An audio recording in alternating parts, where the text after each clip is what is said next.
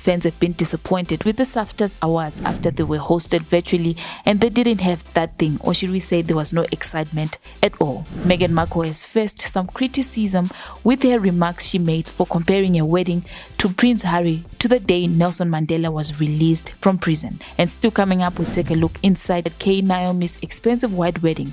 And next on our stories, AKA has responded to Nicole's allegations after she called him the devil and being sneaky. And our last story will be Ntsiki Mazwai, who is still suffering from the brutal roast of Nomzamo Mbatha 4 years since the roast happened. If you would like to know more, please do stick around.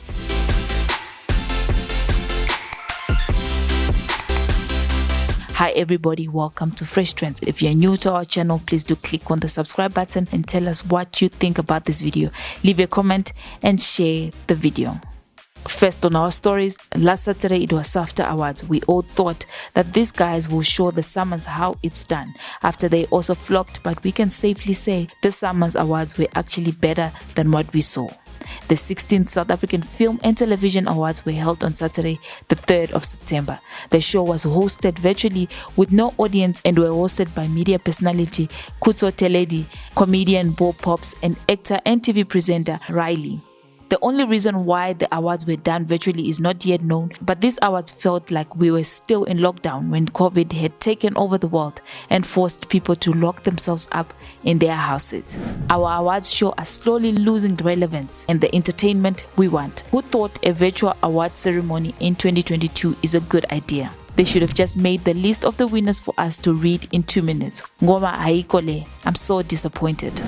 I feel like I'm watching the Pandemic Awards show. It's 2022 batung. Audience, ikai. I think SAFTAs and Summers 28 should take a 5-year break to go back on the drawing board. As a public, we have been disrespected enough. What a humiliation. But we would like to give them a benefit of a doubt that they had a tight budget and they failed to secure a venue to include audience.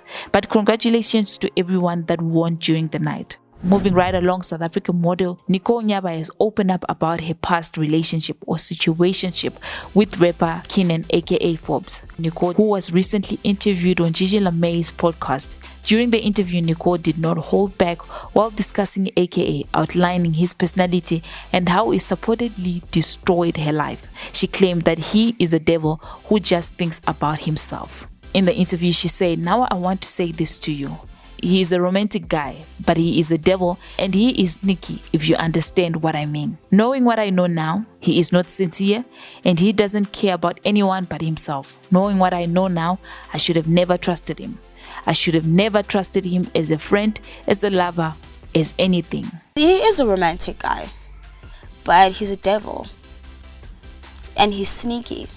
You understand what I mean? And knowing what I know now, he's not sincere. And knowing what I know now, he doesn't care about anyone but himself. And knowing what I know now, I should have never trusted him. I should have never trusted him as a friend, as a lover, as anything. He's not the type of person that... I'm just saying this for any girl out there, you know.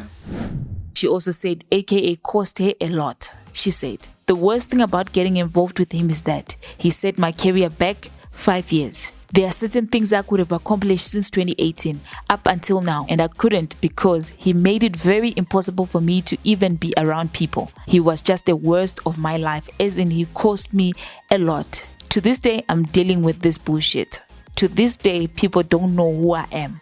To this day, people want to call me names and say she's a gold digger, side chick, slave queen, city girl, and I am not about that. I am a lover," she said. But aka being surprised about what Nicole said, he also came out to say, "I'm fairly surprised that I'm the topic of discussion, that Nicole would choose to be speaking about me, especially because I haven't heard from or spoken to her in over 5 years. But she is a sweet girl and I wish her all the best."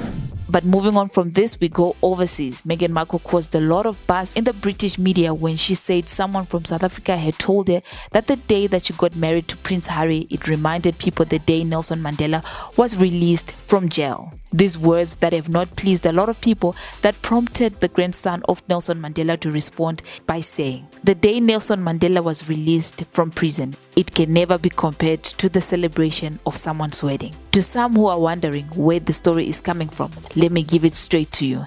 In her recent interview with the Card magazine, Meghan was quoted saying a Lion King cast member from South Africa told her that when she married Prince Harry, people rejoiced in the streets in the African nation, similarly to when anti-apartheid leader Nelson Mandela was freed from prison. A lot of people have questioned this. Why would she compare a wedding to the Nelson Mandela release from prison? Because Nelson Mandela fought for freedom of South Africans from the apartheid. And Dr. John Khan, who is the only cast member from South Africa, threw her under the bus and denied ever meeting Meghan Markle. He said, "I've never met Meghan Markle. I have never met the Duchesses at all. I am the only South African member of the cast and I did not attend the premiere in London." The question would be, why would someone lie? Or maybe Dr. Khan or Level M have forgotten that they indeed told her that. But as much as we are concerned, we don't even remember the day that she got married to the prince and people in South Africa carried on with their lives as normal. Some tweets said this to say, "I like Meghan Markle, but the interview was bizarre. Repeating what some random man said about her wedding to a colonizer prince, being on the same level as Mandela being released from prison was weird. Anyone with enough self-awareness knows that's not something you should say out loud." In all honesty, Meghan Markle is not worth even to be in the same sentence as the great Nelson Mandela. Meghan Markle comparing herself to Nelson Mandela is just another sign of her attention-seeking delusion. If the marriage in itself is supposed to be an end goal compared to overcoming apartheid, then it's not a feminist message at all for young girls looking up to Markle. Yeah, it is what it is. Coming back home now, television presenter and model Naomi and her husband Tsepo had their glamorous white wedding ceremony over the weekend. The white wedding comes 6 months after the two had traditional wedding, and 3 months before the traditional wedding, the two had welcomed their baby together. We can safely say that in this year so far, this is the best wedding we have seen of our celebrities. It was classy and fashionable. In September 2021, Naomi posted a video on Instagram of Tsebo Bagati asking her hand in marriage with a caption, "All I want to chase is beautiful dreams with you. I'm so grateful and truly blessed to be loved and to be embarking on this journey with the coolest guy on earth. My bestie, I pray for you." So that means this wedding comes after a year since the guy proposed. Fans have expressed their views about the wedding and congratulated the two. Congratulations once again, sweetheart. What a beautiful wedding. Congratulations, you deserve nothing but the best. Congratulations, your wedding was stunning. Congratulations to Naomi and her husband. We wish them all the best on their marriage. Moving on to our last story, Ntsiki Mazwai was one of the panelists for the roast of Somizi on Comedy Central in 2018. And Ntsiki Mazwai recently looked back on how Nomzamo Mbatha got ideas for her jokes from her manager at the Comedy Central roast. Ntsiki Mazwai has alleged that Nomzamo Mbatha had help before coming to the show. But as far as we know, most jokes at Comedy Central, they are written by other people and you just have to go through it like a script. But it seems Nomzamo didn't go with the script and used a joke from one information she had gotten from her manager. It's been 4 years since the roast happened, but Ntsiki Mazwai hasn't moved on from that, and it seems like she will never forget about it. In 2022, a clip went viral for the roast when Nomzamo went deep in Ntsiki Mazwai's personal hygiene, saying she smells and called her a granny and asked her what she was doing in the room. But that part has been cut on the roast of Somizi on Showmax, and it has been removed from several media platforms. That's how sensitive the video was. "Look, I thought you were just a scary story, but my parents used to tell me, to do my homework. Like Pinky, except they used to tell me about Ntsiki. Nomzamo then asked Ntsiki Mazwai if she was comfortable since she is among the stars, whose tax brackets are way above her own. She then got attacked for being a dirty granny and that she smells in the room.